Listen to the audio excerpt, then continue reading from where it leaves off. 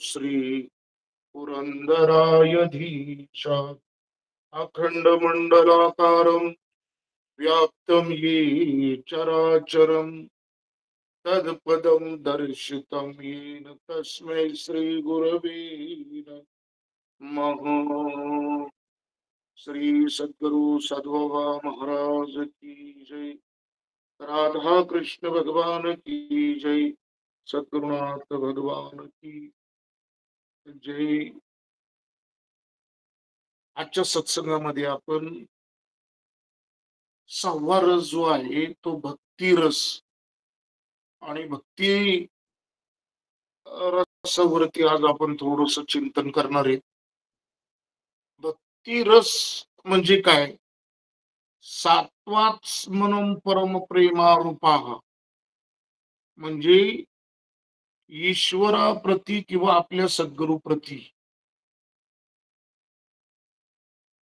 परम प्रेम निर्माण होणं, ऐका, किंवा परम भक्ती त्या ठिकाणी निर्माण होणं, भाव निर्माण होणं, प्रीती निर्माण होणं, या नाव भक्ती रस आहे। लक्षात घ्या।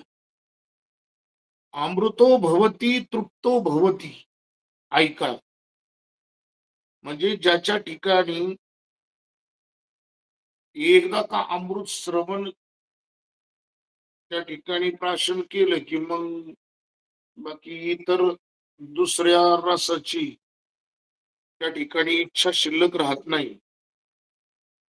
तसं ईश्वर भक्ती ही निरपेक्ष वृत्तीने केल्याच्या नंतर त्याच्यामध्ये उच्चतम प्रकारचं प्रेम निर्माण होणं, एक लक्षात घ्या। आणि त्यानंतर बाकीच्या इतर कुठल्याच गोष्टी ह्या आपल्याला न आवडू लागणं किंवा बाकीच्या कुठल्याच विषयामध्ये आपलं मन न रमणं किंवा कशातही रस न त्या ठिकाणी वाटणं, या नाव भक्ती रस। आता इथे अजून एक आहे, गुणरहितम कामनारहितम प्रतिक्षणम, म्हणून एक लक्षात घ्या, हे प्रेम जे आहे हे प्रेम निश्चिम असं असणार प्रेम ज्याच्या पाठीमागे कुठल्याही प्रकारचं विषमता नाहीये किंवा दोष नाहीये, अत्यंत पवित्र असणार जे प्रेम आहे ते साधन याच्यामध्ये गुणरहित, कामनारहित आणि प्रतिक्षण रहित त्या ठिकाणी असणं म्हणजे हे भक्तिरस आहे। लक्षात घ्या। आणि म्हणून भक्तीचे सुद्धा 3 प्रकार पडतात पुन्हा नंतर त्या ठिकाणी, साधन भक्ती, भाव भक्ती आणि प्रेम भक्ती। आता या तिन्हींचा विस्तार पुढे तुम्हाला प्रत्येक एका क्षणामध्ये जाणवण। पण ऐका, हृदयामध्ये ईश्वराविषयी प्रेम किंवा श्रद्धा निर्माण होणं, या नाव भक्तिरस। किंवा भगवंताची भक्ती करत असताना आनंदाच्या मार्गाला त्या ठिकाणी जाण्याची तीव्र इच्छा होणे म्हणजे भक्तिरस आहे। एक लक्षात घ्या, भक्तिरसाचं फार वेगवेगळ्या पद्धतीने विश्लेषण करता येईल। त्यापैकी एक उदाहरण म्हणून तुम्हाला सांगतो की उत्तर भारतामध्ये सुदर्शन खत्री नावाचा उच्चतम भागवत भक्त होऊन गेला। खर तर त्याचं अंतःकरण इतकं शुद्ध असतं की त्याच्या मनामध्ये संत सेवेशिवाय इतर बाकीची इच्छाच राहत नसते।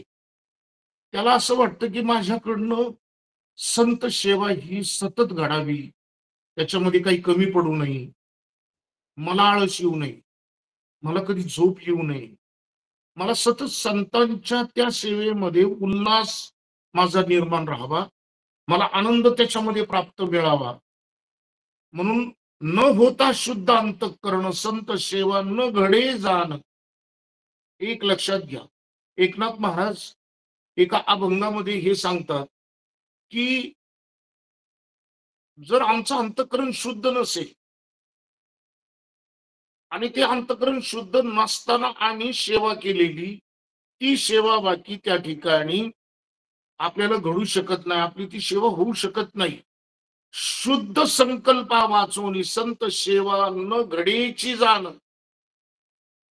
आणि आपला संकल्प सुद्धा शुद्ध असला पाहिजे. मी संतांची सेवा करतोय किंवा ईश्वराची सेवा करतो, आपला जो संकल्प आहे तो म्हणजे मी ही भक्ती का करतोय, हा भाववाक्य अत्यंत सुंदर पाहिजे. नाही तर मी हे सगळं करतोय पण मला पुत्र प्राप्ती व्हायला पाहिजे, मी हे करतोय पण माझं हे अमुक अमुक काम झालं पाहिजे. आणि आशातून केलेली सेवा ती सेवा होऊ शकत नाही. म्हणून न होता शुद्ध अंतःकरण संत सेवा न घडे जाण. आपलं अंतःकरण शुद्ध पाहिजे. ऐका, शुद्ध संकल्प पाहिजे. शुद्ध संकल्पा वाचून संत सेवा न घडेची जाण. म्हणजे जर आपला संकल्प ही जर शुद्ध नसेल तर आपली संत सेवा त्या ठिकाणी खऱ्या अर्थानं घडू शकणार नाही. एक दिवस काय झाले, हा सुदर्शन खत्री नावाचा एक भक्त आहे. आणि एक दिवस त्याच्या घरी संत आले. त्याला खूप आनंद झाला की आज माझ्या इथं संत आले आणि आज काय माझं भाग्य. म्हणून ज्याला संतांचं आगमन होतं, ज्या वेळेला आनंद होतो, तो खरा भक्त आहे. संतांचं आगमन झालं आणि ज्याच्याने उच्चतम स्थितीचं प्रेम आणि श्रद्धा निर्माण होती त्याला भक्तिरस म्हटले. ऐका, आणि ते संत घरी ज्या वेळेला आले त्यावेळेला त्याला इतका आनंद झाला की मला आता संत सेवा करण्यासाठी हो मला मिळेल, माझं भाग्य आज उजळलं. आणि मग अशा वेळेला त्यांची सेवा मी काय करू शकतो त्याची धावपळ उडाली. काय करू काय नको सगळ्यांचं स्वागत वगैरे केलं. पण स्त्री अनुकूल नव्हती त्याची त्याला. ऐका, बऱ्याच घरामध्ये पुरुष जर पारमार्थिक असेल तर स्त्री असेलच असं नाही. आणि एखाद्या घरामध्ये स्त्री पारमार्थिक असेल पण पुरुष असेलच असंही नाही. पण खूप कमी अशी काही घरं आहे, काही म्हणजे लोक आहे की पती आणि पत्नी दोघेही भक्ती करतायत. पण इथं थोडस उलट होतं. या सुदर्शन खत्रीची स्त्री जी होती, पत्नी होती, ती वाक्य अनुकूल नव्हती परमार्थाला. ऐका, आणि ती न अनुकूल असल्यामुळं काय झालं, तिने थोडस सोंग ढोंग केलं. माझं डोकं दुखतंय वगैरे असं केलं. आता याला बाकी थोडीशी काळजी पडली की आता संतांना या ठिकाणी सगळं स्वयंपाक बनवायचं, त्यांना अन्नदान करायचं, त्यांची सेवा करायची. याच्यामध्ये कुठं मी मग कमी पडेल की काय, असं थोडस त्याला वाटू लागलं. शेवटी काय झालं ऐका, की सगळं साहित्य त्यांनी बाजारामधनं आणलं आणि घरामध्ये आणून दिलं. घरामध्ये आणून दिल्याच्या नंतर बाकी अं, स्त्रीचं तर डोकं दुखत होतं. मग हे सगळ्या संतांना त्या ठिकाणी त्यांनी आदरातिथ्य केल्याच्या नंतर त्या संतांना सांगितलं की मी तुम्हाला सर्व शिदा आणून देतो. पण तुम्हाला ज्या लागणाऱ्या वस्तू त्या तुम्ही बनवून घ्या. आता हे जे साधू लोक जे आले होते, ते साधू लोक तुम्ही जर बघितलं तर ते लोक आपल्यासारखा आहार करत नाही. एक लक्षात घ्या. ते टिक्कड म्हणून असतं एक, म्हणजे मोठी अशी जाड रोटी बनवल्यासारखी असतं. त्याच्यामध्ये सगळं तिखट वगैरे सगळं आणि ते आटा आणि गहू मिक्स असं असताना त्याला तो टिक्कड मोठी जाड अशी रोटी बनवतात, भाकरी बनवतात. अशी एकदम जाड असते एकदम. आणि ती निखाऱ्यावरती भाजतात. त्याला टिक्कड म्हणतात. आणि ते टिक्कड फक्त ते लोकं खात असतात. आता यांनी सगळी सामग्री वगैरे आणून दिली आणि ही साधू लोक त्याच्या घराच्या तिथे ते तिकड बनवायला लागली. पण तेवढ्यामध्ये काय होतं, ह्या सुदर्शनची पत्नी जे ती जे डोकं दुखायला लागलं म्हणून असं सोंग करत असते, ती बाकी एकदम व्यवस्थित होती. का? आणि स्वयंपाकाला लागते. सुदर्शननी पाहिलं, की अरे ही तर चांगला स्वयंपाक करायला लागली. पण हिने डोकं दुखण्याचं सोंग केलं होतं की काय? मग तिला विचारलं, तर ती म्हटली, "पहा, माझा भाऊ आलेला आहे, म्हणून मी स्वयंपाकाला लागलेली आहे. नाहीतर माझी अजिबात इच्छा त्या ठिकाणी स्वयंपाक करण्याची नव्हती. माझं डोकं दुखतंय, पण माझा भाऊ आलेला आहे." मग हा म्हटला, की "हे योग्य नाही. तुझा जसा भाऊ आल्याच्या नंतर ज्या आतुरतेने तू स्वयंपाक करायला लागलीस, तेवढ्याच आतुरतेने हे सगळे संत आपल्या घरी आलेत. आज आपलं फार मोठं भाग्य, कारण संत येती घरा तोची दिवाळी दसरा. पण तू हे बरोबर नाही केलंस. भावासाठी जितक्या तत्परतेने तू स्वयंपाकाला लागली, तेवढं जर संतांच्या विषयी जर केलं, तर ते खूप आशीर्वाद देतील आणि संतांची सेवा केल्यामुळं त्यांचे आशीर्वाद आपल्याला लाभतात. आपल्याला काही कमी पडत नाही. पण तू हे बरोबर नाही केलंस. तिने खूप चांगला स्वयंपाक भावासाठी बनवला. पण नंतर बाकी यांनी एक युक्ती लढवली. म्हणून पुरुष मंडळी सुद्धा आहे ना, जरा हुशार लागतात. एक लक्षात घ्या. यांनी काय केलं सुदर्शननी, हिला सांगितलं की एक काम कर. आता ठीक आहे, त्या साधू लोकांनी सुद्धा त्यांचं ते जेवण बनवलंय. तुझ्या भावासाठी सुद्धा तू सुंदर आणि भरपूर स्वयंपाक केलेला आहे.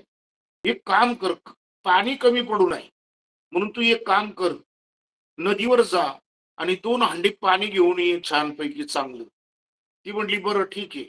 ही पाण्याला गेली आणि इकडं यांनी सुदर्शननी काय केलं, की तिच्या भावासाठी सुंदर केलेला स्वयंपाक तो सगळा घेतला. खीर, पुरी, भाजी वगैरे सगळं तिने भजी बनवलेली होती. नाना प्रकारचं त्या ठिकाणी सगळं ते सगळं साहित्य उचललं आणि साधूंच्या तिथं नेलं. म्हटली, की की हे सगळं भोजन हे तुमच्यासाठी. साधूंनी ते सगळं घेतलं. खीर, पुरी म्हटल्याच्या नंतर साधू खूप आनंदित झाले. साधूंनी आशीर्वाद दिला आणि ते जे तिखट बनवलेलं होतं, ते बाकी म्हटली, की "ते तुम्ही खाऊ नका. ते बाकी आमच्यासाठी प्रसाद म्हणून द्या." साधूंनी ते तिखट त्याला दिलं आणि ते तिखट त्याच्या मेहुण्याला खायला दिलं. एक लक्षात घ्या. असं म्हटलेलं आहे, की "संत सेवेसी अंग चोरी, दृष्टी न पडो तयावरी" तुकोबराय म्हणतात. जर संत सेवेसाठी जो अंग चोरतो ना, तो मनुष्य दृष्टीत सुद्धा पडू नये. एक लक्षात घ्या. म्हणून आम्ही कोणाच्या संगतीत राहावं, कोणाला पाहावं, कोणत्या ठिकाणी खावं आणि कोणत्या ठिकाणी राहावं, हे साधकाच्या ठिकाणी अत्यंत महत्वाच्या काही गोष्टी आहेत. पण संत चरणी जे विनमुख, स्वप्नी न देखती सुख. म्हणून एक लक्षात घ्या, संत चरण ह्याची आस ज्याला नाही ना, त्याला स्वप्नात सुद्धा सुख मिळणार नाही. लक्षात घ्या. संत चरणी नाही थारा, भरले तापाच्या डोंगरा. संतांच्या ठिकाणी प्रेम नाही, त्यांच्या सेवेसाठी आपलं मन रमत नाही, तर उलट आपल्याला त्या ठिकाणी कंटाळा येणं म्हणजे एक लक्षात घ्या, की आपल्या ठिकाणी अनेक पापांचा आणि तापांचा डोंगर निर्माण झाला म्हणून समजा. म्हणून ऐका, त्या सद्गुरूचे करुणी हेळन, जर यदा कदाचित आम्हाला संतांची सद्गुरूंची सेवा करता आली नाही, तर मग बाकी आमच्या जीवनामध्ये ही सगळी भक्ती अपुरी. भक्तीचा रस कशाला म्हटलेले आहे ते ऐका. आपल्या सद्गुरूची सेवा करत असताना आपल्या हृदयामध्ये प्रेम भरून निर्माण व्हावं, कंठ दाटून यावा, की मी काय करू आणि काय नको, असं ज्या वेळेला साधकाला वाटणं म्हणजे प्रेमरस आहे. पण त्या उलट जर त्या सद्गुरूचे करुणी हेळन जो करी माझे भजन, त्या महात्म्यांचं हेळन करून माझं भजन जर तू करत असेल, भगवंत काय म्हणतो ते ऐका. तेने विखेशी विष्टान्न, तेनी त्या माणसाने विष कालवलेलं उष्ट अन्न मला जेवायला दिलं असं समज. एकनाथ महाराज हे भागवतामधलं नाही मी सांगत. एकनाथ महाराजांनी अभंगामध्ये संवाद केलेला आहे उद्धवाचा आणि श्रीकृष्ण भगवंताचा. तर एकदा उद्धव बोलतोय आणि एकदा श्रीकृष्ण भगवंत उद्धवाला उपदेश करतोय. तर इथं श्रीकृष्ण भगवंत म्हणतोय की जर जे सद्गुरू आहे त्या सद्गुरूंचं हेळन करतोय, त्यांना नावं ठेवतोय, त्यांना उपेक्षित ठेवतोय. ते जर तिकडनं आले तर हा इकडनं तोंड चुकून जर जायला लागला तर भगवंत या ठिकाणी म्हणतात की त्यांनी माझं भजन केलंच नाही असं समजा. जरी तो 4 तास भजन करत बसला माझं, पण सद्गुरूंना न मानणारा आणि 4 तास माझं भजन करणारा, ते भजन माझं नाहीये. एवढंच नाही तर त्या व्यक्तीनी अन्नामध्ये विष कालवलेलं, ऐका, आणि ते विष कालवलेलं ते अन्न मला दिल्यासारखं होईल. म्हणून एक लक्षात घ्या की आपण भगवंताचं भजन करू, पण जर त्या ठिकाणी त्याच्याबरोबर आपल्या सद्गुरूंचं जर आपण जर त्या ठिकाणी सेवा केली नाही तर मग बाकी विष प्राय अन्न देवाला दिल्यासारखं आहे. आणि म्हणून एक लक्षात घ्या, सुदर्शनाने काय केलेले की युक्ती केल्याच्या नंतर त्याची पत्नी पाण्यावरनं आली. पाण्यावरून आल्याच्या नंतर तिने राग पाठ वगैरे सगळं पाय आपटापटी सगळी केली. पण ऐका, या सुदर्शनने सांगितलं की तुझ्या भावाला बाकी जे कधीच मिळालेला प्रसाद नाही तो प्रसाद मिळालाय. ते तिकड साधूंच्या हाताने बनवलेलं त्याला खायला दिलेले, त्याला तो प्रसाद मिळालेला आहे. असा प्रसाद ज्या साधूंनी स्वतःच्या हाताने बनवलेला हा कोणालाही मिळत नाही. तो प्रसाद बाकी तुझ्या भावाला दिला. तुझ्या भावाचं नशीब फार मोठं. म्हणून कधी कधी आशा भांडकुदळ स्त्रियांना सुद्धा समजवता येणं हे गरजेचं आहे. लक्षात घ्या. आणि म्हणून भाविक हे संत कृपेचे सागर, उतरती पार भव नदीचा. हे जे साधू आहेत, हे साधू भवनदी आपल्याला पार करून पलीकडे घेऊन जातात. म्हणून संसाराला भवनदीची उपमा दिलेली आहे. ज्या नदीमध्ये खूप प्रकारचे मगरमच्छ त्याच्यामध्ये आहेत. पण अशा भवनदीमधनं आपल्याला पार करून घेऊन जातात ते फक्त आणि फक्त साधू आहेत. तयाची नामे तरताती दोषी. त्यांच्या केवळ नामानी दोषमुक्त आपण या ठिकाणी होतो आणि नासत्या राशी पातकांच्या पाशी त्या ठिकाणी नाश पावतात. तरी आम्हाला संत सेवेमध्ये रस नाही. जर असं झालं तर मग बाकी तो भक्तिरस होऊ शकत नाही. पण भक्तिरसच आहे की ज्या रसामध्ये आपण चाखल्याच्या नंतर बाकी आपण पापमुक्त होतो, भवनदी पार करून जातो, सगळी दोष निघून जातात. आणि म्हणून जो अमृत विकुणी कांजी प्याला, आणि जर असं जो साधक करणार नाही, ज्याच्या ठिकाणी भक्तीमधलं प्रेमच नाही, ऐका, मग त्याने काय केले, इथं नाथ महाराज सांगतात की अमृत विकून त्या ठिकाणी कांजी पेल्यासारखं आपण होऊ. एवढंच नाही तर रत्ने देऊन कोंडा घेतला. रत्ने, अमूल्य अशी रत्न त्या ठिकाणी देऊन आपण कोंडा घेतल्यासारखं होईल. पर्वत तोडणी टोळ धरीला, अख्खा डोंगर पोखरला, तोडला, फोडला, आणि काय धरलं तर नाक तोडा धरला असं होईल. आणि म्हणून गज विकेला विष्टेशी.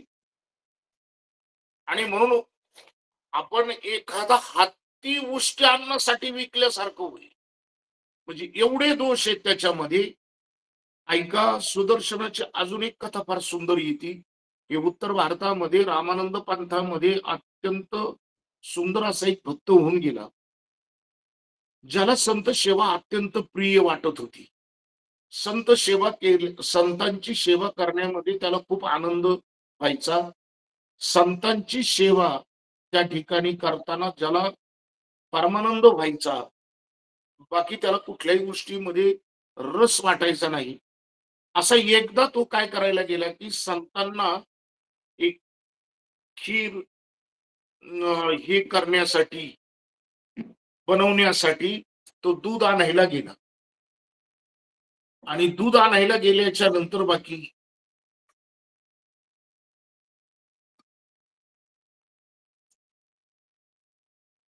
त्याची भगवंतानी परीक्षा घ्यायचं ठरवलं.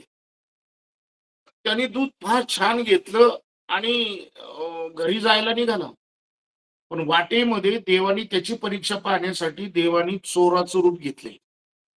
ऐका. आणि ते चोराचं रूप घेतल्याच्या नंतर हा इकडनं दूध घेऊन आला आणि चोराचं रूप घेऊन घेतलेलं देव त्या ठिकाणी आडवा उभा राहिला आणि त्या ठिकाणी देवरूपी चोर म्हणायला लागला त्याला, सुदर्शनला, की तुझ्यापाशी काय आहे ते दे सगळं. आणि अशा वेळेला त्यांनी सांगितलं, की नाही, हे मी माझ्या संतांसाठी चालवलेले आहे. माझ्याकडे दुसरं काही तुला मिळणार नाही, परंतु त्या ठिकाणी काय असेल ते आम्हाला दे. पण त्याच्याकडे फक्त दूधच होतं. आणि ते दूध ज्या वेळेला स्वरूपी देव मागायला लागला, त्यावेळेला त्यांनी सांगितले, की माझ्या संतांसाठी चालवलेले मी काही करून मी हे देऊ शकत नाही. आणि मग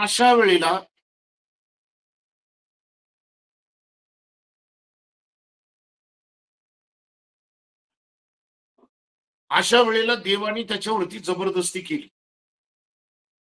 मी तुला जाऊ देणार नाही. तो म्हटला, काही जरी केलं तरी सुद्धा मी हे दूध देणार नाही, कारण माझ्या संतांसाठी खीर बनवायची मला आणि त्यांना ते द्यायचंय. मी तुला देऊ शकणार नाही. शेवटी देवानी हातामध्ये काठी घेतली आणि भयंकर भीती दाखवली. ती भीती अशी दाखवली, की त्या ठिकाणी काठी उगरली आणि ती काठी उगरत असताना त्या ठिकाणी त्यांनी डोकं पुढं केलं सुदर्शननी, की माझ्या डोक्यात घाला, पण मी हे दूध देणार नाही. देवाच्या लक्षात आलं, की संतावरती असणारी किती याची सुंदर निष्ठा आहे. आणि एवढा मी प्रयत्न केला तरी सुद्धा तो देईना, म्हणजे संतांच्या विषयी असणारं प्रेम हे देवाच्या लक्षात आलं. मला तुम्ही इथं मारून जरी टाकलं तरी हरकत नाही, परंतु मी दूध देणार नाही. माझ्या संतांसाठी मी दूध चालवलेले. ऐका, संत सज्जन जीवलग माझे, त्यांचे चरण चरीन ओझी. माझे संत हे माझे जीवलग आहेत. ऐका, त्या त्यांचे संगे सुख मना होय, आनंदी आनंद पाहता होय. मी जरी त्यांना नुसतं पाहिलं ना, तरी मला त्यांचा आनंद होतो. माझ्या जवळ जरी ते आले तरी मला त्याचा नित्य आनंद होतो. एक लक्षात घ्या, संता परते दैवत नाही जया चित्ती. संतांच्या शिवाय श्रेष्ठ दैवत ज्याच्या पुढे काहीच नाही. ऐका, तोची एक पूर्ण स्थिती ब्रह्मज्ञानी. आम्ही कुठल्याही उपमा कोणाला लावतो, की ब्रह्मज्ञानी कोण? ऐका, आता ते कबीर महाराज म्हणतात, की ब्रह्म जाने सो ब्राह्मण. पण एक लक्षात घ्या, ब्रह्मज्ञानी ब्रह्मज्ञानी आणि अनेक लोक ब्रह्मज्ञान सांगणारे सुद्धा त्या ठिकाणी संतांच्या विषयी प्रीती न दिसणारी माणसं दिसतात. पण इथं नाथ महाराज म्हणतात, की संता प्रति दैवत नाही जया चित्ता. ज्याच्या चित्तामध्ये एकमेव देव म्हणजे संत आहे, देव म्हणजे सद्गुरू आहे, असा जो आहे तोच एक पूर्ण, ऐका, पूर्ण स्थिती ब्रह्मज्ञानी. आणि एक सांगतो तुम्हाला, की संताविषयी उच्चतम स्थितीतलं प्रेम होणं म्हणजेच ब्रह्मज्ञान प्राप्त होणे, लक्षात घ्या. कारण आपण अनेक आख्यायिका पाहिलेल्या आहेत. कितीतरी अभ्यास केल्याच्या नंतर कुठेतरी थोडी विद्या प्राप्त होती. परंतु असे काही प्रसंग आहेत, की एखाद्या महात्म्याने आपल्या शिष्याच्या डोक्यावरती हात ठेवावा. स्वामी तुझी कृपा न होता कोट्यान कोटी साधन ते व्रथा आणि तुझी कृपा झाली अच्युता भवव्यथा स्पर्शना. उदाहरणार्थ ऐका, की नाथ महाराजांच्या इथं असणारा गावबा नावाचा धनगराचा मुलगा आशीर्वाद दिला आणि राहिलेलं भावार्थ रामायण 22,000 ओव्या ज्यांनी शाळेची पायरी न चढणारी, पण त्याच गावबानी 22,000 ओव्यांचं भावार्थ रामायण पूर्ण केलं. एक लक्षात घ्या. आणि म्हणून अशी कित्येक तरी उदाहरणं आहेत, की संतांनी निस्ता वरद हस्त ठेवला, की ज्यांना शांभवी त्या ठिकाणी विद्या प्राप्त झालेली आहे. अनेक प्रकारच्या विद्या प्राप्त झालेल्या आहेत. दिव्य दृष्टी प्राप्त झालेली आहे. आणि म्हणून संतांचा आशीर्वाद प्राप्त होणं हे फार गरजेचं आहे आणि ते सेवेतूनच प्राप्त होतो. त्याला इतर बाकीचं दुसरं कुठलंही साधन नाही. ते कुठल्या पैशानी किंवा कुठल्या वस्तूनी ते विकत घेता येत नाही किंवा एखादी वस्तू देऊन दुसरी वस्तू घेणं देवाणघेवाण मध्ये सुद्धा होत नाही. केवळ आणि केवळ संतांची सेवा आणि भगवंताची सेवा, भगवंताविषयी अत्यंत असणार प्रेम याच्यातूनच त्या ठिकाणी आपल्याला म्हणजे सद्गुरु जो संसारी त्याची आज्ञा मी वाही शिरी, तो ज्यावरी कृपा करी तो मी उद्धरी तात्काळ. हे जे सद्गुरु जे आहेत संत आहेत ते ज्याच्यावरती कृपा करतील त्यालाच उद्धरायचा अधिकार मला आहे असं देव म्हणतो. म्हणून देव सुद्धा अशा संतांच्या अधीने अशा सद्गुरूंच्या अधीने. आणि म्हणून ऐका, की खूप काही धमकावलं, भीती दाखवली देवानी. काठी उगरली तर पुढं डोकं केलं सुदर्शन, की माझ्या डोक्यात काठी घाला, परंतु मी हे दूध माझ्या संतांसाठीच घेऊन जाणार. मंडळी ऐका, ज्यांचे तनु मनु धन गुरुचरणी अर्पे पूर्ण, सद्गुरूच्या चरणावरती तन मन धन हे सगळं अर्पण केल्याच्या त्याशी भव भयाचे भान, त्याला भीती कसलीच नसते. लक्षात घ्या. सुदर्शनला डोक्यात काठी मारायला देऊ निघाला तरी सुद्धा भीती नाही. कल्पांती जाण दिसेना ती भीती कल्पांतामध्ये राहत नाही. म्हणून ऐका, हा भाव उच्चतम स्थितीतला सुदर्शनचा पाहिला आणि देवाला त्याची दया आली. ऐका, देव इतका प्रसन्न झाला, कारण काही संतांच्या विषयी त्याच्या ठिकाणी असणारी जी श्रद्धा, जी भक्ती, जो भाव इतका सुंदर होता, की देव त्या ठिकाणी आपलं मूळ रूप घेऊन उभा राहिला आणि देवाने त्याला दर्शन दिलं. ऐका, याला म्हणायचं प्रेम रस. आणि म्हणून ऐकरे उद्धवा तुझं सांगतो गुज, नाथ महाराज या ठिकाणी लिहितात, फार सुंदर आहे, की देव उद्धवाला म्हणतो, की उद्धवा मी तुला एक गुज सांगतो, ते ऐक. आजपर्यंत हे मी कुणाला सांगितलं नाही, मी तुला म्हणून सांगतो. काय सांगितलं? संत चरण रज वंदी तू सहज. संत चरण रज आहे ना, हे सहज वंदन करता येतं. लक्षात घ्या, सहज. तेने कार्य कारण होईल तुझं. तुझी जी ही इच्छा आहे त्या सगळ्या पूर्ण केवळ आणि केवळ संतांच्या रजाचं त्या ठिकाणी किंवा चरणाचं त्या ठिकाणी तो अवलोकन किंवा स्पर्श जर केलं तर हे सगळं सहज आहे उद्धवा तुला. ऐका, आणि यालाच भक्तिरस म्हणतात. आणि म्हणून उद्धवा तू धरी संत समागम जेने, ऐका, तू संतांचा समागम जेने तुटे भवश्रम रे उद्धवा. तुला जे श्रम होतायत आता ते सगळे श्रम निघून जातील. आपण सुद्धा संसारामध्ये तापलेलो आहे, गांजलेलो आहे. लक्षात घ्या, त्याने आपण खूप आपल्याला श्रम झालेला आहे. आपण त्या ठिकाणी भागलेलो आहे.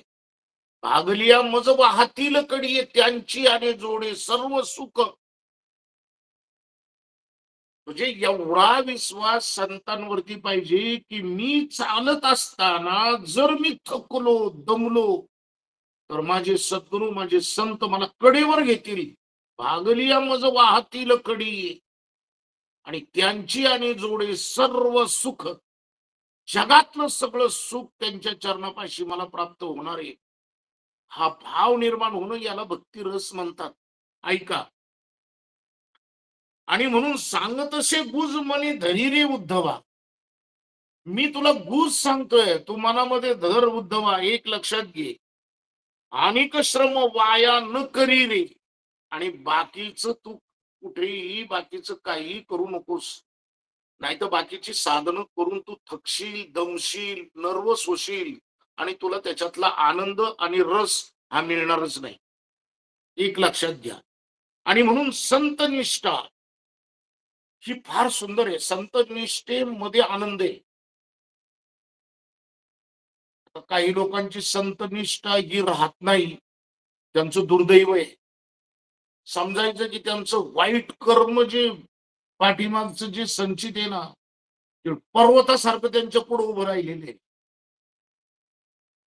आणि म्हणून परमार्थ करत असताना एक लक्षात घ्या, कितीही संचित हे वाईट जरी असलं तरी सुद्धा त्या संचितावरती मात जर करायची असेल तर संत सानिध्य नित्य आणि त्याच्याविषयी असणारं प्रेम, प्रीती आणि भाव, ही श्रद्धा, ही ज्या वेळेला गाढी असते तरच तुम्ही त्या संचितावरती सुद्धा मात करू शकता. अन्यथा अत्यंत जवळ असणारी माणसं सुद्धा कैक मैल दूर फेकली जातात.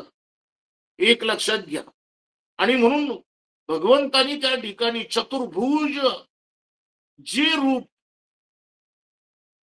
मोठमोठ्या योग्यांना सुद्धा कधी भगवंताचं दिसलं नाही, परंतु सुदर्शन नावाचा हा, की ज्याला संत सेवेमध्ये अत्यंत रुची होती, त्याला चतुर्भुज शंख चक्र पद्म गदा आयुधा सहित देवाचं पूर्ण दर्शन त्याला झालं. आणि ते दर्शन ज्या वेळेला झालं त्यावेळेला त्यांनी डोळे भरून, त्यावेळेला ते डोळे भरून या पाहिलं तुझे रूप. आणि त्याला म्हणायचं भक्तिरस. ऐका. एक बाकी संत सेवक होता, उत्तर भारतामधलाच आहे. पण घरी बाकी जेमतेम परिस्थिती होती, दुसऱ्याची इथं मोलमजुरी करायची आणि आपला प्रपंच चालवायचा. पण संत जर कुठं जर त्या ठिकाणी भेटली, महात्मे त्या ठिकाणी आली, साधू समजा एखाद्या मंदिरामध्ये उतरले, तर त्यांची सेवा बाकी एवढी करायची की मग त्याला घरदार काही आठवायचं नाही. आणि मग दारासुत ग्रह प्राण. एक लक्षात घ्या, भागवत श्रेष्ठ भजन याला म्हटलेले आहे की ज्याला घरदार त्या ठिकाणी आठवत नाही, बायका मुलं आठवत नाही, परंतु संत सेवेमध्ये त्याला एवढी रुची निर्माण होती की बाकीचं त्याला काय आठवतच नाही. असा एक असणारा, कष्ट करणारा, नोकरदारी करणारा, परंतु संत सेवेमध्ये ज्याला खूप आवड होती, असं बाकी एक दिवस कामाला निघताना तेवढ्यामध्ये काही महात्मे आले. आणि महात्मे आल्याच्या नंतर त्याला असं वाटलं की महात्मे आपल्या इथून विनमुख जाता कामा नये, त्यांची सेवा करणं गरजेचं आहे. आम्हाशी ती मुख्य संत सेवा प्रमाण. ऐका. म्हणजे ज्यांना आपल्या सद्गुरूविषयी, महात्म्यांविषयी त्या ठिकाणी काही प्रचिती आलेली, मग त्याची अवस्था काय आहे की आम्हाशी ती मुख्य संत सेवा प्रमाण. मला पहिलं प्राधान्य दिलं पाहिजे ते माझ्या संतांच्या सेवेला दिलं पाहिजे. संतांची पायी मज पै विश्रांती. ऐका. त्यांच्या जवळ गेल्याच्या नंतर निवांत वाटल्यासारखं वाटतं. बघा तुम्ही बिवडीमध्ये गेल्याच्या नंतर असं वाटतं ना की बस इथून हलूच नाही, राहावं इथंच. म्हणून एक लक्षात घ्या, काही साधकांची अशी अवस्था आहे की मग त्या ठिकाणी संतांची पायी मज पै विश्रांती, नाही माया भ्रांती तये ठाई. संतांच्या चरणापाशी, संतांच्या सानिध्यामध्ये राहिल्याच्या नंतर पहिली गोष्ट काय होती, तर आपल्या ठिकाणची माया दूर जाते. दुसरी गोष्ट काय होतं, तर आपल्या ठिकाणी जी भ्रांती असते, भ्रांती याचा अर्थ काय? भ्रम. तो भ्रमही दूर होतो. पण एक लक्षात घ्या, जो सद्गुरूपासून दूर आहे, जो संतांपासून दूर आहे, भ्रांती आणि माया त्याला वेष्टणारच. तो त्याच्यातून बाहेर पडू शकणार नाही, लक्षात घ्या. आणि भ्रमित होतो, भ्रमित. आणि कालांतरानं वेड्यामध्ये आणि त्याच्यामध्ये काहीही फरक राहत नाही. आणि म्हणून संतांचं सानिध्य आपल्याला अनिवार्य असणं गरजेचं आहे. संतांच्या सानिध्यात राहिल्याच्या नंतर भ्रम आणि माया दूर होते. आणि ज्याची दूर झाली आणि निस्सीम भक्ती त्या ठिकाणी निर्माण झाली, त्याला म्हणायचं भक्तिरस. आजचा आपला विषय भक्तिरसाचा आहे. ऐका. पण इथं थोडंसं वेगळं होतं. सुदर्शनची पत्नी त्या ठिकाणी याला अनुकूल नव्हती. पण हा जो होता याची पत्नी बाकी अनुकूल होती. ती सुद्धा साध्वी होती. ऐका. याने काय केलं, घरामध्ये तर पैसे नाही, पण संत महात्मे आलेले. ऐका. आमच्यावरती सुद्धा अशी कित्येक तरी वेळा प्रसंग आलेले आहेत, की आमचे सद्गुरू अनपेक्षित आमच्या घरी आलेले. पण घरामध्ये त्यांना काय बनवायचं याच्यासाठी काहीही नव्हतं. पण एखाद्या साधकाची जर तीव्र इच्छा असेल ना, तर सगळे मार्ग सुलभ तेच करत असतात. सगळी सामुग्री आपोआप येत असते आणि त्यांची सेवा घडत असते. फक्त आपल्या अंतःकरणामध्ये त्यांच्या प्रती असणारा भाव तो अत्यंत शुद्ध आणि चांगला पाहिजे. एक लक्षात घ्या. पण आपल्या महात्म्यांच्या विषयी जर आपल्या अंतःकरणामध्ये जर शंका निर्माण झाली, की समजायचं की तो शंकासूर झाला म्हणून समजा. तो साधक राहत नाही. तर शंकासुरामध्ये त्याचं रूपांतर होतं. पण त्याची पत्नी बाकी साध्वी होती. मग याने काय केलं? आता काय करावं? म्हणून त्याच्या पत्नीची नथ सोन्याची त्यांनी घेतली आणि सोनाराच्या इथे ती विकली.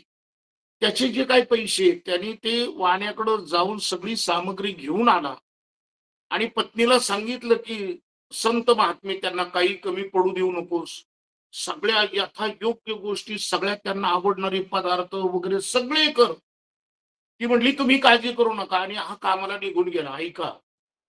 याची पत्नी साध्वी होती. तिच्या अंतःकरणामध्ये संतांच्या विषयी प्रेम, श्रद्धा, भाव हे होतं आणि ते अंतःकरणामध्ये असताना, तो भाव असताना तो केलेला स्वयंपाक, ते सात्विक अन्न निर्माण झालं.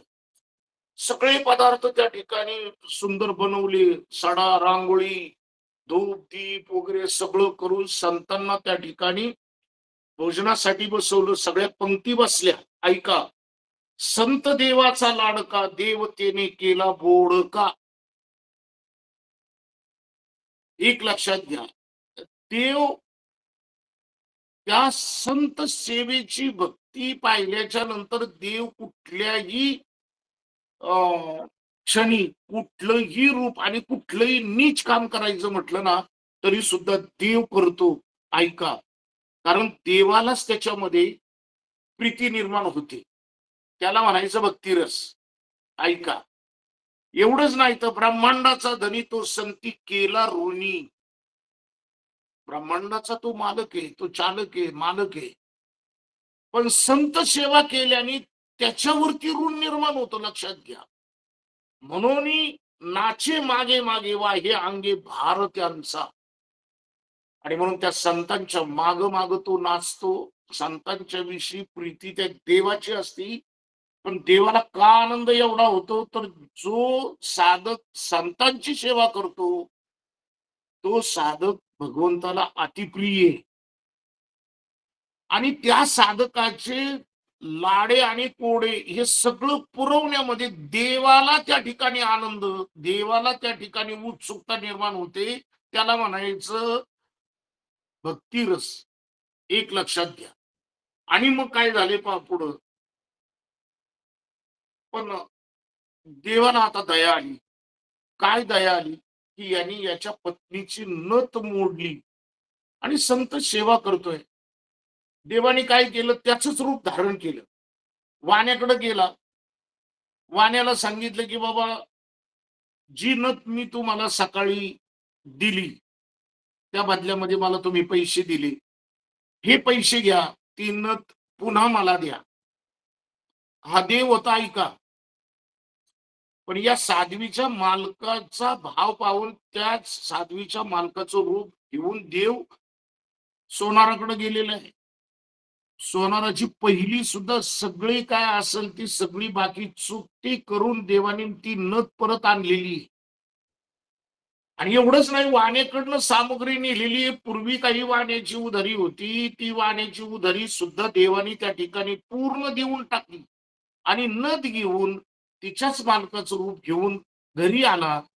घरी सगळी एवढी सुंदर तयारी स्वयंपाकाची, सगळे संत त्या ठिकाणी जेवायला बसलेले पाहून त्याला आनंद झाला आणि त्या ठिकाणी देव तिच्या पतीचं रूप घेऊन आलेला.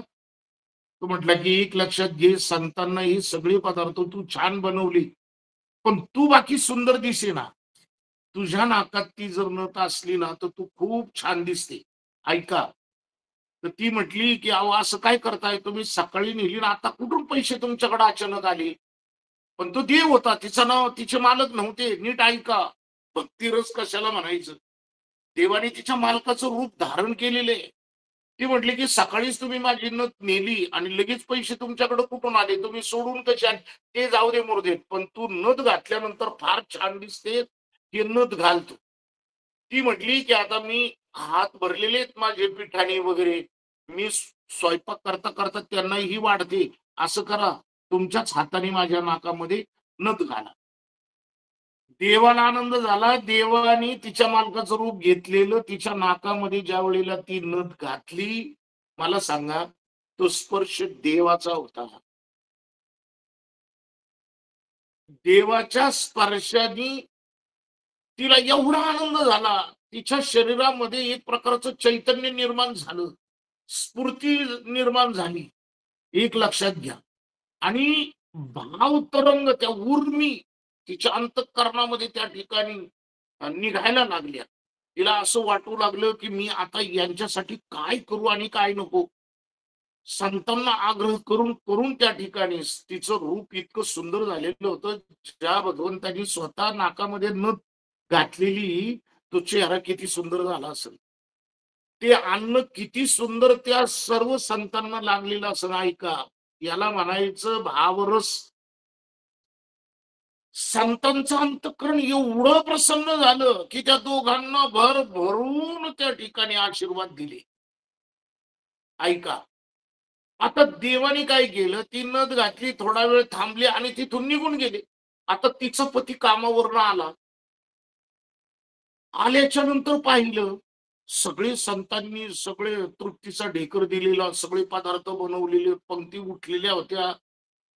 पण तिच्या नाकामध्ये जी सोनाराकडं घाण नथ ठेवलेली, ती बाकी तिच्या नाकात दिसली. आणि त्यावेळेला म्हटलं, की "अरे, मी तर ही सोनाराकडं नथ घाण ठेवली. तू का तिथनं आणलीस? बरं तू आणली तर पैसे कुठून दिले?" म्हणजे अहो असं काय वेड्यासारखं बोलताय? नंतर तुम्हीच आणली, तुम्हीच तुमच्या हाताने माझ्या नाकामध्ये घातली. हे सगळं वृत्तांत तिचे मालक ऐकताना थक्क झाले. मी तर आलो नाही. मी तर कामावरती होतो. आणि मग हे कोणी केलं? मग तिथून धडक हा सोनाराकडे गेला. सोनाराकडे गेल्याच्या नंतर लांबूनच सोनाराने पाहिलं. अरे म्हटले, "या, या," म्हटले. "अजून काय हवं का सांगा?" आणि एवढी काय घाई होती, तुम्ही लगेचच नथ वगैरे सोडून वगैरे घेऊन गेला. अजून काय पैशाची आवश्यकता आहे का? म्हणजे पैशाची आवश्यकता नाही. पण म्हटले, "तुम्ही नथ कोणाला दिली?" म्हणले, "अरे तूच आला होतास." त्यावेळेला बाकी त्याच्या लक्षात आलं, की हे दुसरं-तिसरं कुणी नाही. हे भगवंतानीच केलेलं सगळे. दोन्ही डोळ्यामधनं अश्रुधारा वाहू लागल्या. घरी बाकी निघाला आणि घरी येताना बाकी अंतःकरणामध्ये एवढ्या उर्मी, की देवाने माझ्यासाठी वाण्याचंही कर्ज द्यावं, सोनाराचंही कर्ज झालेलं द्यावं. माझ्या पत्नीची नथ एकमेव असणारी ते एक सुवर्ण अलंकार होता. पण तो सुद्धा देवाने आणून स्वतःच्या हाताने माझ्या पत्नीच्या नाकामध्ये घालावा आणि खूप हृदय भरून आलं. ऐका, विघ्न न बाधी तुझ्या भक्ताशी, हे नवल नव्हे ऋषिकेशी. ऐका, असे असणारे जे भक्त असतात ना, त्यांचं विघ्न बाकी आहे ना, सहज देव बाजूला करतो. आणि म्हणून तू भुलोनी भक्त प्रेमेशी, भक्ताधीन होशी सर्वदा. बघा ना, भक्ताच्या अधीन देव होतो की नाही. तिच्या मालकाचं रूप धारण करावं, वाण्याकडं जावं, सोनाराकडं जावं, सगळी बाकी चुकती करावी, पुन्हा यावी, नाकामध्ये नथ घालावी. म्हणजे कितीतरी त्या ठिकाणी भक्ताच्या अधीन देव या ठिकाणी होतो. अजून एक प्रसंग सांगतो, फार सुंदर आहे. भक्त रोहिदास हे सुद्धा, आता मी जे हे सांगितलेले आहे, हे 3 याच्यामध्ये भक्ती मूर्ती मी सगळ्यात सुरुवातीला सांगितलं मी तुम्हाला, की साधन भक्ती, भाव भक्ती आणि प्रेम भक्ती. या 3 मधले त्या ठिकाणी मी तुम्हाला 2 भाग सांगितले. तिसरा भाग तुम्हाला मी सांगतो, की रोहिदास हे सुद्धा आपल्या रामानंद पंथाच्या परंपरेमध्ये, रोहिदास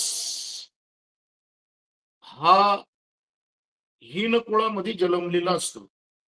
ऐका, आणि चामड्याचा व्यापार, चपला शिवणं, चामड्याच्या काही वस्तू हे करणं. पण ऐका, शाळीग्राम होता त्याच्याकडे, शाळीग्राम. आणि त्या शाळीग्रामाची पूजा आपल्या घराच्या बाहेर एक तुळशी वृंदावन होतं, पटांगणामध्ये, अंगणामध्ये. त्या अंगणामध्ये तुळशी वृंदावनाच्या शेजारी तो शाळीग्राम घेऊन त्याची पूजा करत होता. पूजा कशी करत करत होता, की ते शाळीग्राम घेतला त्यांनी आणि एका चामड्याच्या खोनीमध्ये, म्हणजे छोटी बॅग असते त्याच्यामध्ये तो शाळीग्राम चामड्याच्याच आसनावरती ठेवला. ज्या चामड्याचा वास येत होता, दुर्गंधी येत होती. पण तेवढ्यामध्ये काय झालं ऐका, तेवढ्यामध्ये तिथूनच एक भविष्य, म्हणजे जो ब्राह्मण होता आणि ज्योतिष शास्त्रामध्ये तो निपुण होता. आणि ज्योतिष शास्त्रामध्ये निपुण असणारा तो ब्राह्मण, बाकी तो ब्राह्मण ज्या वेळेला तो तिकडनं आला आणि आल्याच्या नंतर त्याला उठून रोहिदासांनी प्रेमपूर्वक नमस्कार केला. नमस्कार केल्याच्या नंतर त्या ब्राह्मणाने सांगितलं, की काय आहे, की आम्ही ब्राह्मण, हा जो शाळीग्राम आहे, या शाळीग्राम मध्ये प्रत्यक्षात लक्ष्मी आणि नारायण हे वास करतात. आणि तो इतका पवित्र असणारा शाळीग्राम तू त्या चामड्याच्या खोनीमध्ये ठेवलाय. त्याचं आसन सुद्धा त्या चामड्याचं, ज्याची दुर्गंधी त्या ठिकाणी येते. पवित्र असणारा शाळीग्राम अपवित्र असणाऱ्या चामड्यामध्ये, वास मारणाऱ्या चामड्यामध्ये तू या ठिकाणी घातलास. ही तू करतोस ही किती विचित्र आहे, तू मूर्ख आहेस का? ऐका, असं झाल्याच्या नंतर बाकी रोहिदास त्या ठिकाणी पाहत बसले. पण अशा वेळेला रोहिदास त्या ठिकाणी म्हणू लागले, की तुम्ही ब्राह्मण देव आहात, तुम्ही श्रेष्ठ वर्णामध्ये आहात आणि ब्राह्मण या कुळामध्ये, म्हणजे श्रेष्ठ कुळामध्ये, पवित्र कुळामध्ये तुम्ही जन्माला आलेला आहे. पण मला ब्राह्मण काका, मला सांगा, की पवित्र आणि अपवित्र ही तुम्ही कशावरनं ठरवता? विटाळामधनं हा देह निर्माण झालेला, ऐका, 9 मास ज्या रक्तामध्ये, अशुद्ध रक्तामध्ये उकडणारा हा देह, या कोणत्या देहाला तुम्ही पवित्र आणि अपवित्र म्हणणार? एक सांगतो, शास्त्र असं सांगतं, की अपवित्र जागा झाल्याच्या नंतर तिला पवित्र करण्यासाठी गोमूत्राचा त्या ठिकाणी वापर केला जातो. म्हणजे गोमूत्र हे पवित्र आहे. अपवित्र असणार सुद्धा पवित्र हे गोमूत्र करतं. पण तेच गोमूत्र जर आम्ही तांब्याच्या भांड्यामध्ये घेतलं तर त्याचं विष बनतं. म्हणजे ते एका क्षणामध्ये अपवित्र. अजून ऐका, अग्नोत्री ब्राह्मणे जानवा आहे, त्रिकाल संध्या करतो, तो ब्राह्मण पवित्र आहे. पण मृत झाल्यानंतर त्याचं शरीर एका क्षणामध्ये अपवित्र होतं. ऐका, आणि जरी समजा त्यांनी त्रिसंध्या केली, अग्निहोत्र असला, अत्यंत नियम त्यांनी चांगले कर्मकांड केलेली आहेत, पण ऐका बर का, पण मृत शरीर असणारं सुद्धा याला कदाचित ते पवित्र असं गृहीत धरा. पण तेच शरीर ज्या वेळेला मृत अवस्थेमध्ये जातं, आणि अग्नी हा पवित्र आहे, पण अग्नीमध्ये ज्या वेळेला हे शरीर त्या ठिकाणी जातं, त्यावेळेला तो अग्नी सुद्धा अपवित्र होतो. रोहिदासांनी त्या ब्राह्मण देवतांना सांगितलं की ऐका, डोळे हे पवित्र आहे. ज्या भगवंतांनी हे डोळे दिले, त्या केवळ डोळ्यांनी अख्खी सृष्टी आपण पाहतो, तिचं दर्शन, देवाचं सुद्धा सुंदर रूप, ते दर्शन आपण केवळ डोळ्यांनी घेतो. ही सृष्टी ज्याने बनवलेली आहे एवढी सुंदर, तिचं दर्शन केवळ डोळ्यांनी होतं. म्हणजे डोळा हा पवित्र आहे. तर ब्राह्मण देवता म्हणजे हो, डोळा पवित्रच आहे, पण डोळा बसवलाय त्या खोमनीमध्ये, ते सगळं चमडच आहे ना. आमचा डोळा जिथं भगवंतानी बसवलाय, तो सगळ्या बाजूनी चामड्यानीच वेष्टीला आहे. मग तो कसा अपवित्र होईल?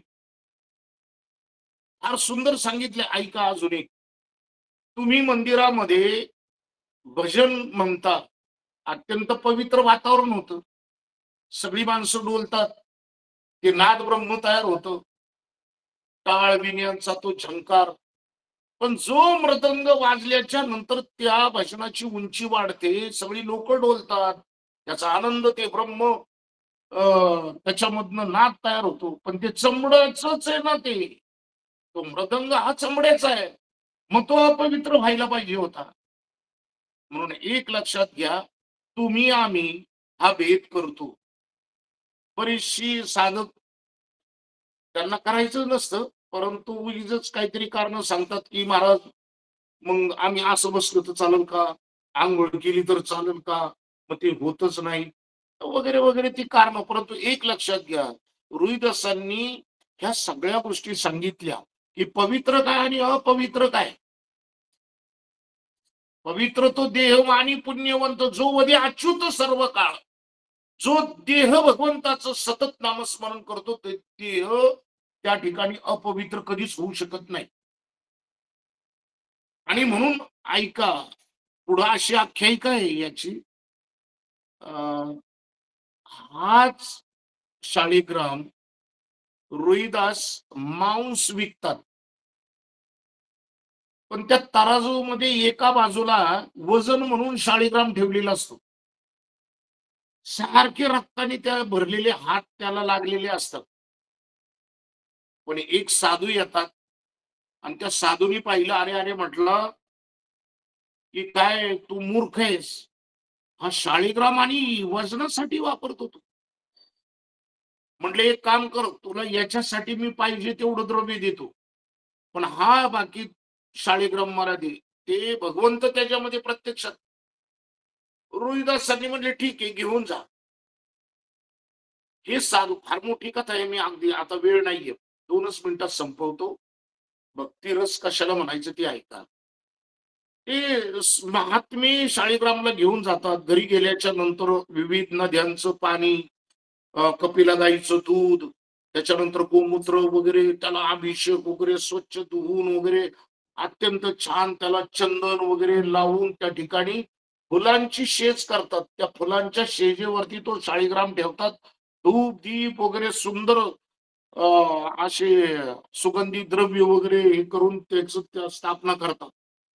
रात्री झोपी जातात, आणि झोपी गेल्याच्या नंतर विष्णू भगवान त्यांच्या स्वप्नात जातात की बाबा तू काही कर, मला इकडं आणलंस, पण मला इथं बरं वाटत नाही तुझ्या इथे.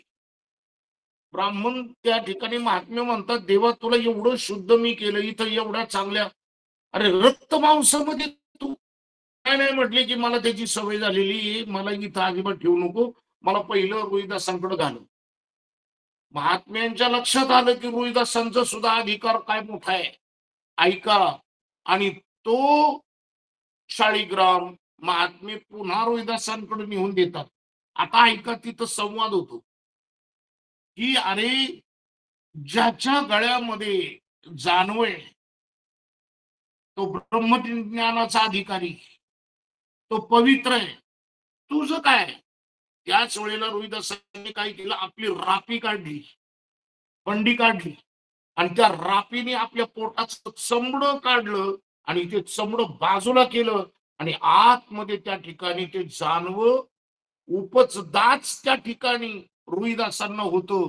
त्या चमड्याच्या आतमध्ये असणार ते जानवं ज्या वेळेला ह्या महात्म्यांनी पाहिलं त्यावेळेला ते धन्य झाले.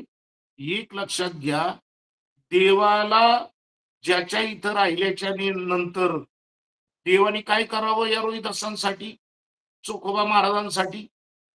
गावाच्या बाहेर जावं आणि चोखोबा महाराजांची जी ढोरं ओढायची मेलेली जनावरं ती सुद्धा देवाने ओढली. त्याच्यामध्ये देवाला त्या ठिकाणी आनंद प्राप्त झाला. एक लक्षात घ्या, ज्याची भगवंतावरती निश्चिम अशी प्रेम आहे, भक्ती आहे आणि ती देवाला सगळ्यात आवडती आणि देवाने त्याच्यासाठी त्यांच्याकडं कुठल्याही प्रकारची हीन कामं करावीत आणि ती हीन कामं करताना ज्याला उच्चतम आनंद प्राप्त व्हावा त्याला म्हणायचं भक्तिरस. श्री सद्गुरु साधुबाबा महाराज की जय. राधा कृष्ण भगवान की जय. ऐका पुढच्या भागामध्ये सुद्धा आपण भक्तिरस याच्यावरतीच एक भाग आपण पाहू आणि त्याच्यानंतर आपण 6व्या रसाकडे जाऊ. जो 6वा रस आहे तो वीर रस आहे. तो वीर रस पण खूप ऐकण्यासारखा आहे. पण पुढचा जो भाग आहे आपण तर तो पुन्हा एकदा भक्ती रसामध्येच घेऊ आणि त्याच्या पुढचा भाग आहे तो वीर रसाचं मी सांगणार आहे. तो वीर रस खूप ऐकण्यासारखा आहे. जे परवा माझं कीर्तन झालं त्याच्यामध्ये मी वीर रस सांगितलं, त्या लोकांना खूप आनंद झाला. पण वीर रसामध्ये सुद्धा एक फार मोठं स्फुरण निर्माण होतं. म्हणून वीर रस हा शेवटचा सांगणार आहे मी. पण पुढच्या भागामध्ये पुन्हा एकदा भक्ती रसाचा एक भाग राहिलेला आहे. तो भाग मी पुढच्या वेळेला सांगेल. सद्गुरु साधुबाबा महाराज की जय. राधा कृष्ण भगवान की जय. सद्गुरुनाथ भगवान की जय. चला